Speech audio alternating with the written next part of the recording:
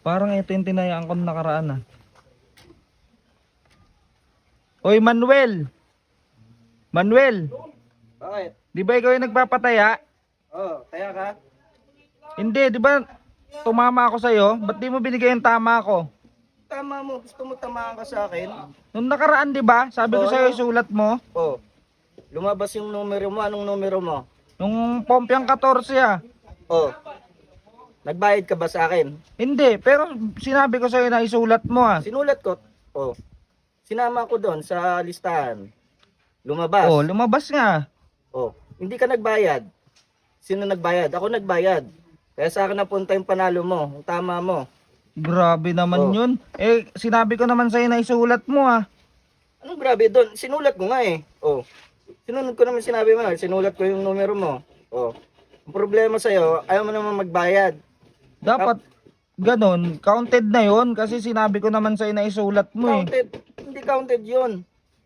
Ako nagbayad eh. Sa akin, hindi. Sa akin panalo mo. Paki ang tawag doon. Pake. Sana binigay mo yung tama ko. Pake ka. Wala akong pake sa'yo. Basta magbayad ka. Pag tataya ka sa akin, magbayad ka kaagad. O, taya ka ba ngayon? Hindi. Eh, ang inaano ko sa'yo yung tama ko nung nakaraan eh. Wala na. Hindi mo inano sa akin eh, binigay eh. Hindi ko talaga ibibigay sa'yo kasi sa akin yun. Mapupunta ako, nagbayad eh. Eh bakit sa iba pwede yung ganun? Sa ilang yung ano. Sa iba yun. Sa akin, hindi po pwede yung ganun.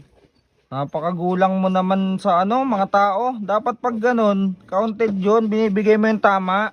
Magulang. Kasi babayaran ka naman eh pag bumalik ka eh. Kaya hindi ko binigay sa'yo. Ginawa mo na yan sa akin eh. Oh, sabi mo, pake. Oh, nung di lumabas yung numero mo, hindi ka nagbayad. Ako nag-abono din.